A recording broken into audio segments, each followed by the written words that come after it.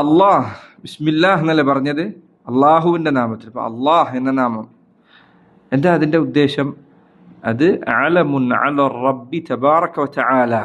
അലമുൻ, അലം എന്ന് പറഞ്ഞാൽ വിളിപ്പേര്, വിളിപ്പേരിന് പറയുന്ന പേരാണ് അലം. അടയാളം എന്ന് പറയാം, അലാമത്ത് എന്നുള്ള അതിന് വന്നാണത്. ഒരാളെ ഇസ്മ എന്നുള്ള പേര് എന്ന് വന്നാന്നുള്ള അഭിപ്രായ ചർച്ച ഉണ്ട്. ഇസ്മ എന്നുള്ളത് വസ്മ എന്നാണോ അതല്ല സുമു എന്നാണോ എന്നാണ് വന്നത്, അങ്ങനെ ചർച്ച ഉണ്ട് അറബി ഭാഷാപരമായി. ചിലർ പറഞ്ഞു അത് അലാമത്ത് എന്നതിൽ നിന്ന് വന്നതാണ്. ഒരാളുടെ അടയാളമാണ്. അയാളിന് ആദ്യം മുന്നിലേക്ക് തള്ളി നിൽക്കുന്ന കാര്യം എന്താ? അയാളുടെ പേരാണ്. നമ്മൾ ഒരാളെ കാണുമ്പോൾ അയാൾക്ക് ആദ്യമായിട്ട് നമുക്ക് മനസ്സിൽ ഓർമ്മ വരുന്ന കാര്യം എന്താ? അയാളുടെ പേരാണ്. അലം അയാളിലേക്കുള്ള അലാമത്താണ്. അങ്ങനെ ചർച്ച ഇവിടെ ആവശ്യമില്ല. അലം എന്ന് പറഞ്ഞാൽ വിളിപ്പേര്. അലം എന്ന് പറഞ്ഞാൽ വിളിപ്പേര്. വിളിപ്പേരിന് അലം എന്ന് പറയും. ഒന്നിൻ്റെ അലമുൻ അല റബ്ബ്, അള്ളാഹുവിൻ്റെ അലമാണത്, വിളിപ്പേര്, അവനെ വിളിക്കാനുള്ള പേരാണത്. റബ്ബി തബാറക വ തആല, ലോകരക്ഷിതാവായ റബ്ബിൻ്റെ അലമാണ്, അവൻ്റെ പേരാണ്, നാമമാണത്. അപ്പം അള്ളാഹുവിൻ്റെ പേരുകൾക്കൊരു പ്രത്യേകത നമുക്ക് കഴിഞ്ഞ അസ്മാ സിഫാത്ത് ദർസിൽ പറഞ്ഞിരുന്നു. അള്ളാഹുവിൻ്റെ പേരുകൾ ഒരേ സമയം വിളിപ്പേരുമാണ്, അതോടൊപ്പം വിശേഷണങ്ങൾ കൂടിയാണ്. അള്ളാഹുവിൻ്റെ വിശേഷണം അറിയിക്കാത്ത ഒരു പേരുമില്ല. ജാമിദായ എന്ന് പറഞ്ഞാൽ ഒരു അർത്ഥമറിയിക്കാത്ത ഒരു ഫിഅലും ഒരു ഇസ്മും അള്ളാഹുവിനില്ല. അതുകൊണ്ട് പണ്ഡിതന്മാർ പറഞ്ഞു അദ്ദഹർ, കാലം എന്നുള്ളത് അള്ളാഹുവിൻ്റെ പേരല്ല. ചിലക്കാർ ദഹർ എന്നുള്ള അള്ളാഹുവിൻ്റെ പേരായി കാണാറുണ്ട്, ഹദീസ് പറയാറുണ്ട്. പക്ഷെ അത് അള്ളാഹുവിൻ്റെ പേരല്ല. കാരണം എന്താ? അതിൽ അള്ളാഹുവിനെ കുറിച്ച് അറിയിക്കുന്ന യാതൊരു കാര്യമില്ല ദഹർ എന്നുള്ളത്. അള്ളാഹുവിൻ്റെ പേരാണ് അള്ളാഹ് എന്നത്. അലമുൻ അല റബ്ബി തബാറക വ തആല. എന്താ ഇതിൻ്റെ അർത്ഥം? ഫഹുവൽ മുസ്തഹിഖു ലഹു അൽ മഅബൂദി ബിഹഖിൻ ദൂന സിവാഹ്. അതാണ് അതിൻ്റെ അർത്ഥം. മറ്റൊരാൾക്കും അർഹതയില്ലാത്ത വിധത്തിൽ ആരാധിക്കപ്പെടാൻ അർഹതയുള്ള സാക്ഷാൽ ആരാധ്യൻ, അതാണ് അള്ളാഹ് എന്നതിൻ്റെ അർത്ഥം. അൽ മഅബൂദ്, മഅബൂദ് എന്ന് പറഞ്ഞാൽ അബദ എന്ന് പറഞ്ഞില്ല, നമ്മൾ പഠിച്ചില്ലേ, അതിൻ്റെ ബാക്കിയാണ് അൽ മഅബൂദ്. മഅബൂദ് ആരാധിക്കപ്പെടുന്നവൻ. അൽ മഅബൂദു ബിഹഖിൻ, അർഹതയോടുകൂടി ആരാധിക്കപ്പെടുന്നവൻ. ആരാധിക്കപ്പെടുന്ന പലതും ഇവിടെ ഉണ്ട്, പക്ഷെ അർഹതയോടുകൂടി ആരാധിക്കപ്പെടുന്നവൻ ആരാണ്? അള്ളാഹു മാത്രമാണ്. ദൂന സിവാഹു, അവന് പുറമെ വേറെ ആൾ അങ്ങനെയില്ല. ഇതാണ് അള്ളാഹുവിൻ്റെ നാമത്തിൻ്റെ അർത്ഥം. ഇബ്നു അബ്ബാസ് റളിയല്ലാഹു അൻഹു അദ്ദേഹം പറഞ്ഞേക്കാം, അല്ലാഹ് ഐദുൽ ഉലൂഹിയ്യത്തി വൽ ഉബൂദിയ്യത്തി അലാ ഖൽഖിഹി അജ്മഈൻ. സർവ്വ സൃഷ്ടികൾക്കു മേൽ ഉലൂഹിയത്തുള്ളവനാണ്, ഇബാദത്ത് ചെയ്യപ്പെടാൻ അർഹതയുള്ളവനാണ്. വൽ ഉബൂദിയ, ഉബൂദിയ എന്ന് പറഞ്ഞാൽ സർവ്വ സൃഷ്ടികളും ആരുടെ അടിമയായിരിക്കണമോ അവനാണ്. ഇബ്നു അബ്ബാസിൻ്റെ തഫ്സീറിൽ അള്ളാഹുവിൻ്റെ സിഫത്തുണ്ട്, സൃഷ്ടികളുടെ ബാധ്യതയുണ്ട്. അള്ളാഹിൻ്റെ സിഫത്ത് എന്താ? ഉലൂഹിയത്ത്.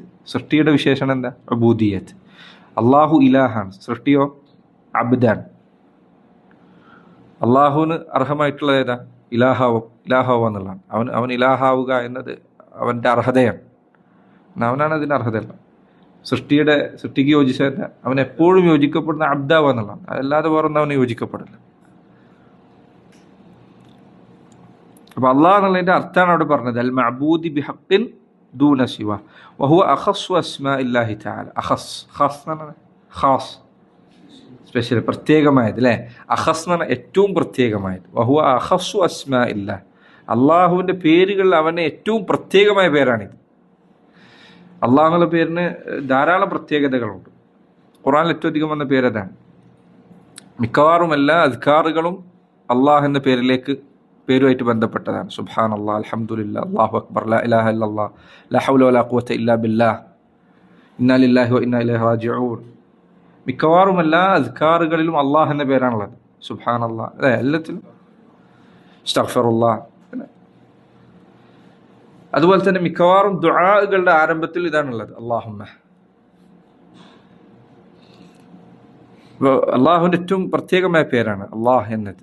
മാത്രമല്ല പണ്ഡിതന്മാർ പറഞ്ഞു, അത് അള്ളാഹുവിൻ്റെ എല്ലാ നാമങ്ങളുടെ അടിത്തറ അള്ളാഹ് എന്ന പേരാണ്. എല്ലാ പേരും അള്ളാഹ് എന്നുള്ള പേരിലേക്ക് ചേർത്താൻ പറ്റുള്ളൂ. റഹ്മാൻ അള്ളാഹുവിൻ്റെ പേരാണ്, റഹീം അള്ളാഹുവിൻ്റെ പേര്, ഇങ്ങനെ പറയുള്ളൂ. അല്ലാതെ എവിടെയെങ്കിലും റഹ്മാനിൻ്റെ പേരാണ് അള്ളാഹു എന്ന് പറയുമോ? ഇല്ല.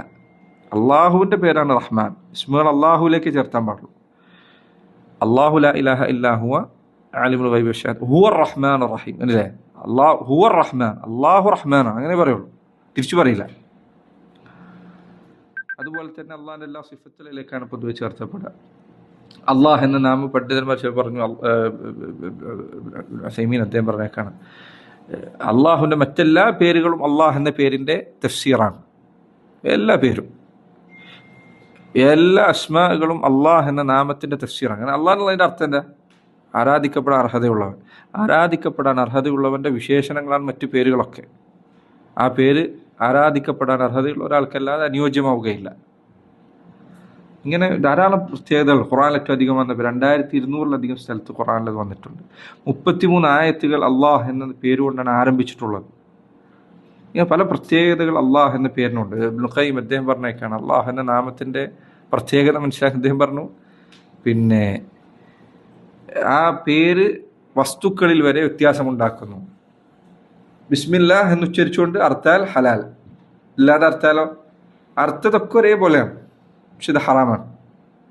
മാംസത്തിൻ്റെ ഹലാലും ഹറാമും വേർതിരിക്കുന്ന അള്ളാഹ് എന്ന പേരാണ്. ഒരു നായെ പഠിപ്പിച്ച നായനെ വേട്ടയ്ക്ക് വിടുമ്പോൾ ബിസ്മില്ല എന്ന് ചൊല്ലിയിട്ട് വിട്ടാൽ അതുകൊണ്ടൊന്ന് ഹലാലാണ്, ഇല്ലെങ്കിലും ഹറാമാണ്, തിന്നാൻ പറ്റില്ല, മയ്യിത്താണ്. ഒറ്റ പേരാണ്, ഈ പേര് മാത്രമാണ് അവിടെ വ്യത്യാസം ഉണ്ടാക്കുന്നത്. വലാ യുസമ്മ ബിഹി ഗൈറുഹു സുബ്ഹാനഹു, ഈ പേര് കൊണ്ട് വേറെ ആളെയും വിളിക്കാൻ പാടില്ല. അള്ളാഹു അല്ലാത്ത ഒരാൾക്കും അള്ളാഹു എന്ന പേര് ചേർത്തപ്പെടാൻ പാടില്ല.